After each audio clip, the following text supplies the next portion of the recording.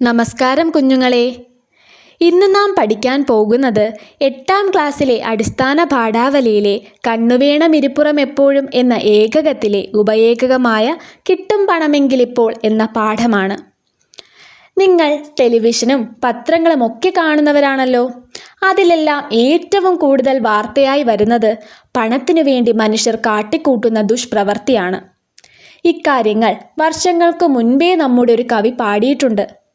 പണം കിട്ടുമെങ്കിൽ എന്ത് ദുഷ്ടത കാട്ടുവാനും മടിയില്ലാത്തവരാണ് മനുഷ്യരെന്ന് 18ാം നൂറ്റാണ്ടിൽ തന്നെ അദ്ദേഹം തിരിച്ചറിഞ്ഞു. ആരാണ് ഈ കവി? കുഞ്ചൻ നമ്പ്യാർ. കുഞ്ചൻ നമ്പ്യാരെ കുറിച്ച് നിങ്ങൾ കേട്ടിട്ടുണ്ടോ? വർഷങ്ങൾക്ക് പുറകോട്ട് സഞ്ചരിക്കുമ്പോൾ തിരുവിതാംകൂറിലെ മാർത്താണ്ഡവർമ്മ രാജ്യം ഭരിച്ചിരുന്ന കാലം. അന്ന് പത്മനാഭസ്വാമി ക്ഷേത്രത്തിൻ്റെ പരിസരത്തുള്ള പത്മതീർത്ഥ കുളം. കുളത്തിൽ കുറച്ചുപേർ കുളിച്ചുകൊണ്ട് നിൽക്കുന്നു. അപ്പോൾ അതുവഴി ഒരു യജമാനത്തെയും തോഴിയും കൂടി അവിടെ കുളിക്കാനെത്തി. അവർ പോകുന്നത് കണ്ട് കുളിച്ചുകൊണ്ട് നിന്നൊരാൾ പറഞ്ഞു, കാതിലോല. ഉടനെ അത് കേട്ട് അടുത്തു നിന്ന ആൾ പറഞ്ഞു, നല്ല താളി. ഉടനെ അവർ പരസ്പരം പരിചയപ്പെട്ടു. കുഞ്ചൻ നമ്പ്യാറല്ലേ എന്നൊരാൾ. ഉണ്ണായി വാര്യരല്ലേ എന്ന് മറ്റേയാൾ. ഇങ്ങനെ ചോദ്യം ചോദിക്കാനും ഉത്തരം പറയാനും ഉണ്ണായി വാര്യർക്കും കുഞ്ചൻ നമ്പ്യാർക്കുമല്ലാതെ മറ്റാർക്കും കഴിയില്ല. കാതിലോല. ആരാണ് സുന്ദരി എന്ന് വാര്യർ ചോദിച്ചപ്പോൾ നല്ലത് ആളി, നല്ലത് തോഴി എന്ന് നമ്പ്യാർ പറഞ്ഞു. ഈ കുഞ്ചൻ നമ്പ്യാറാണ് പ്രശസ്തനായ തുള്ളൽ കഥകളുടെ ഉപജ്ഞാതാവായി പിന്നീട് മാറിയത്. നമുക്ക് കുറച്ചുകൂടി കാര്യങ്ങൾ കുഞ്ചൻ നമ്പ്യാരെ പറ്റി പരിചയപ്പെടണ്ടേ? നമുക്ക് പരിചയപ്പെടാം. തുള്ളൽ പ്രസ്ഥാനത്തിൻ്റെ ഉപജ്ഞാതാവും ജനകീയ കവിയും ഹാസ്യ സാമ്രാട്ടുമാണ് അദ്ദേഹം. തൻ്റെ മുന്നിൽ കണ്ട സാമൂഹ്യ പ്രശ്നങ്ങളെ ജനങ്ങളിലെത്തിക്കുവാൻ അദ്ദേഹം സ്വീകരിച്ച മാർഗമായിരുന്നു തുള്ളൽ കവിതകൾ.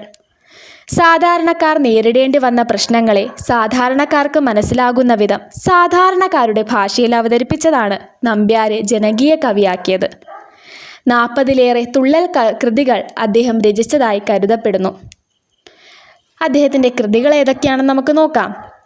രുക്മിണി സ്വയംവരം, സ്യമന്തകം, കല്യാണ സൗഗന്ധികം, ധ്രുവചരിതം തുടങ്ങിയവയാണ് കുഞ്ചൻ നമ്പ്യാർ രചിച്ച തുള്ളൽ കൃതികൾ. നമ്മളിപ്പോൾ കുഞ്ചൻ നമ്പ്യാരെ കുറിച്ച് പരിചയപ്പെട്ടല്ലോ. ഇനി നമുക്ക് തുള്ളലിൻ്റെ ഉത്ഭവത്തെക്കുറിച്ച് കൂടി അറിയാം. അമ്പലപ്പുഴ ക്ഷേത്രത്തിൽ കൂത്തവതരിപ്പിച്ചു കൊണ്ടിരിക്കെ ചാക്യാരുമായുണ്ടായ പിണക്കത്തിൻ്റെ ഫലമായി നമ്പ്യാർ ഒരു പുതിയ കലാരൂപത്തിന് തുടക്കം കുറിച്ചു എന്നാണ് ഐതിഹ്യം. തുള്ളൽ എത്ര വിധമുണ്ടെന്ന് നിങ്ങൾക്കറിയാവോ? 3 തരമുണ്ട്. ഓട്ടൻ തുള്ളൽ, ശീതങ്കൻ തുള്ളൽ, പറയൻ തുള്ളൽ. ഇവിടെ ഓട്ടൻ തുള്ളൽ നിങ്ങൾക്ക് ഏവർക്കും പരിചിതമാണെന്ന് വിശ്വസിക്കുന്നു. നിങ്ങൾദാ ഈ ചിത്രങ്ങൾ കണ്ടില്ലേ? ഓട്ടൻ തുള്ളലിൻ്റെയും ശീതങ്കൻ തുള്ളലിൻ്റെയും പറയൻ തുള്ളലിൻ്റെയും വേഷങ്ങൾ ഒന്ന് നോക്കിക്കേ. ചിത്രങ്ങൾ ശ്രദ്ധിച്ചു കാണുമെന്ന് വിശ്വസിക്കുന്നു. തൊപ്പി മദ്ദളവും കൈമണിയുമാണ് പ്രധാന വാദ്യങ്ങൾ. പാടിക്കൊണ്ടാണ് തുള്ളൽക്കാരൻ തുള്ളുന്നത്. ഏറ്റുപാടുന്ന ഒരു പാട്ടുകാരനുമുണ്ട്. പുരാണ ഇതിഹാസ കഥകളാണ് തുള്ളൽ പാട്ടുകളിൽ ഏറെയും. കേരളീയ സാംസ്കാരിക പശ്ചാത്തലത്തിനനുസരിച്ച് കഥയിലും കഥ പറയുന്ന ഭാഷയിലും നമ്പ്യാർ മാറ്റം വരുത്തിയിട്ടുണ്ട്. ഗ്രാമ്യപ്രയോഗങ്ങളും പഴഞ്ചൊല്ലുകളും നാടൻ ശൈലികളും തുള്ളൽ കഥകളിൽ ധാരാളം കാണാം. തരങ്കിണി എന്ന വൃത്തത്തിലാണ് തുള്ളൽ പാട്ട് രചിച്ചിരിക്കുന്നത്. ഓരോ വരിയിലും 8 മുതൽ 16 അക്ഷരം വരെ കാണും. അതാണ് ഈ വൃത്തത്തിൻ്റെ പ്രത്യേകത. ഇനി നമുക്ക് പാഠഭാഗത്തിൻ്റെ പശ്ചാത്തലം കൂടി നോക്കാം. പാഠഭാഗത്തിൻ്റെ പേരെന്തായിരുന്നു? അതെ, കിട്ടും പണമെങ്കിലിപ്പോൾ. ധ്രുവചരിതം ശീതങ്കൻ തുള്ളലിലെ ഒരു ഭാഗമാണ് നമുക്ക് പഠിക്കാനുള്ള കിട്ടും പണമെങ്കിലിപ്പോൾ. ഉത്താനപാദനൻ എന്ന രാജാവിന് സുരുചി, സുനീതി എന്നീ 2 ഭാര്യമാരുണ്ടായിരുന്നു. സുരുചിയിൽ ഉത്തമനെന്നും സുനീതിയിൽ ധ്രുവനെന്നും പുത്രന്മാർ ജനിച്ചു. സുരുചിയും ഉത്തമനുമായിരുന്നു രാജാവിനു പ്രിയപ്പെട്ടവർ. ഒരിക്കൽ ഉത്തമൻ അച്ഛൻ്റെ മടിയിൽ കയറിയിരുന്നു. ഇത് കണ്ട് ധ്രുവനും അച്ഛൻ്റെ മടിയിലിരിക്കാൻ ആഗ്രഹിച്ചു. എന്നാൽ ഉത്താനപാദൻ അതിനനുവദിച്ചില്ല. അച്ഛൻ്റെ മടിയിലിരിക്കാനുള്ള യോഗ്യത ധ്രുവനില്ലെന്ന് പറഞ്ഞ് സുരുചിയും ധ്രുവനെ വഴക്കു പറഞ്ഞു. ദുഃഖിതനായ ധ്രുവൻ അമ്മയെ സമീപിച്ച് സങ്കടം പറഞ്ഞു. അച്ഛന് പോലും ലഭിക്കാത്ത അതിവിശിഷ്ടമായ സ്ഥാനം സ്വന്തം പ്രയത്നം കൊണ്ട് നേടിയെടുക്കുമെന്ന് പ്രതിജ്ഞ ചെയ്ത് ധ്രുവൻ വനത്തിലേക്ക് പോയി. മുനിമാരുടെ ശിഷ്യത്വം സ്വീകരിച്ച് തപസ് ആരംഭിച്ചു. ധ്രുവന്റെ ഘോര തപസ്സിൽ സന്തുഷ്ടനായി മഹാവിഷ്ണു പ്രത്യക്ഷപ്പെട്ടു. 10,000 ദിവ്യ സംവത്സരങ്ങൾ ധ്രുവൻ രാജ്യം ഭരിക്കുമെന്നും പിന്നീട് തേജസാർന്ന നക്ഷത്രമായി ലോകമുള്ള കാലത്തോളം നിലകൊള്ളുമെന്നും അനുഗ്രഹിച്ചു. ധ്രുവൻ കാട്ടിലലയുന്ന കാലം നാരദമുനി നാട്ടിലെ ജീവിതാവസ്ഥകളെപ്പറ്റിയും മനുഷ്യൻ്റെ മോഹങ്ങളെക്കുറിച്ചും ധ്രുവനോട് പറയുന്നതാണ് നമ്മുടെ പാഠഭാഗത്തിലെ സന്ദർഭം. ഈ പാഠഭാഗം തുള്ളൽ കവിതയുടെ ഈണത്തിൽ ഒന്ന് ചൊല്ലാൻ ശ്രമിക്കാം. മാനുഷ്യന്മാരുടെ മോഹങ്ങൾ ഓരോന്നേ ഞാനുര ചെയ്യുന്നു കേൾക്ക നീ ബാലക.